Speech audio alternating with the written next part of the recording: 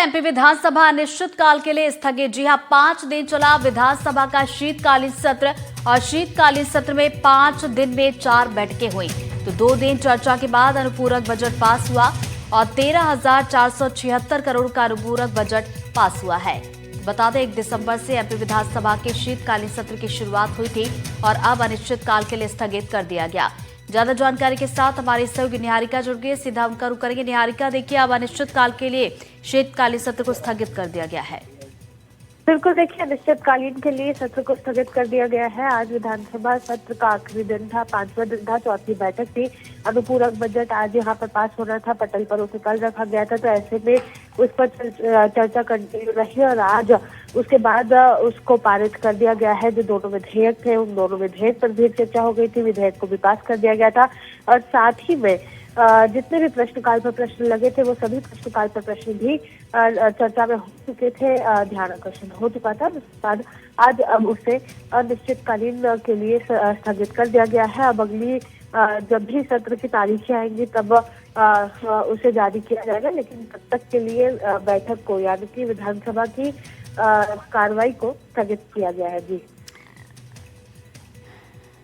बने रहिए निहारिका हमारे साथ, दोबारा आपके पास लौटेंगे। तो देखिए एमपी विधानसभा का शीतकालीन सत्र चल रहा था जो कि अब स्थगित कर दिया गया है और विधानसभा में बोले सीएम डॉक्टर मोहन यादव। क्या क्या बताते हैं? सीएम ने कहा कि मैं नेता प्रतिपक्ष का धन्यवाद देता हूं और विपक्ष ने सकारात्मक भूमिका अदा की है, तो पक्ष के सभी सदस्य और मंत्रियों को भी उन्होंने धन्यवाद दिया है। तो निहारिका हमारे साथ लगातार बनी हुई है। निहारिका, देखिए मुख्यमंत्री मोहन यादव का भी बयान आया, विपक्ष का धन्यवाद अदा किया है उन्होंने।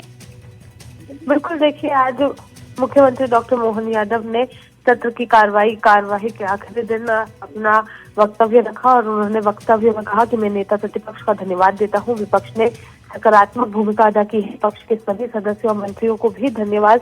सभी ने एकमत होकर विकास के लिए काम किया है। कल 3 चीते को खुले जंगल में छोड़ा गया, नया मुकाम इससे हासिल किया है। सोयाबीन की भावांतर योजना के तहत प्रदेश नया अध्याय लिख रहा है।